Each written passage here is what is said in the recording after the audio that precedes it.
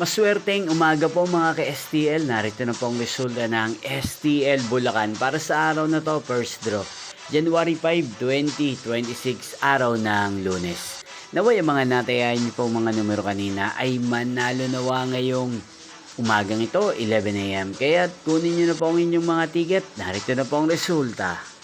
Ang mga numerong nanalo sa STL Bulacan ngayong umagang ito, January 5, 2026, 11 AM. First draw result, 4 at 21. In exact order. Again, 4 at 21.